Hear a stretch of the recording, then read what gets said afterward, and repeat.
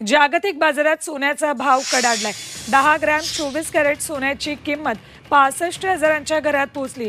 मुंबईत आज 10 gram 24 crate सोन्याची किंमत 65,305 रुपये आहे।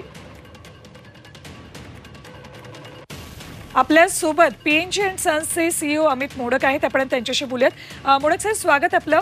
आम्हाला सांगा, आज सध्या लग्नसराई सुरू होती आणि अशा काळात सोन्याचे भाव कडाडलेत। गेल्या आठवड्यामध्ये रशियाने एक बॅलिस्टिक मिसाईल फायर केलं आणि त्याच्या आदल्या दिवशी सांगितलं होतं की युक्रेनला कोणी मदत करेल तर आम्ही न्यूक्लिअर वेपन वापरायला पुढे मागे बघणार नाही। ही एक घटना घडली आणि त्याच्यानंतर सतत अमेरिकन बॉन्ड बाजारामध्ये 1 आणि 10 वर्षाच्या बॉन्डचे व्याजदर हे लाईफ टाईम हायला गेलेत।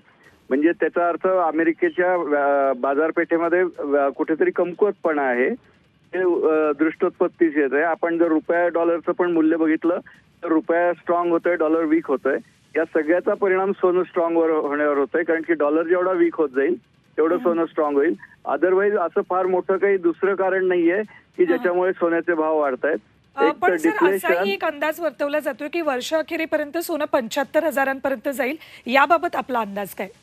होय, कारण की क्लोजिंगच्या भावामध्ये जर बघायचं म्हटलं तर 2100च्या वरती पहिल्यांदाच क्लोजिंग लागलंय जागतिक बाजारपेठेमध्ये काल रात्री। आणि ते जर तोडलं तर चार्टिस्ट लोक जे असतात, टेक्निकल बघणारे, त्यांच्या दृष्टीने $2380 ते $2400ची लेव्हल ते सांगतायत। आणि त्या भावामध्ये इंडियन रुपयामध्ये जर बघितलं प्रति 10 ग्रॅम भाव तर तो 70 ते 72,000पर्यंत जाऊ शकतो। ठीक, मोडक सर, धन्यवाद खूप खूप आमच्याशी बोललात त्याबद्दल। आपल्या सोबत पीएनजी अँड सन्सचे सीईओ अमित मोडक होते। तर वर्षाअखेरीपर्यंत सोनं 70 ते 72,000पर्यंत जाईल असा अंदाज त्यांनीही वर्तवला आहे।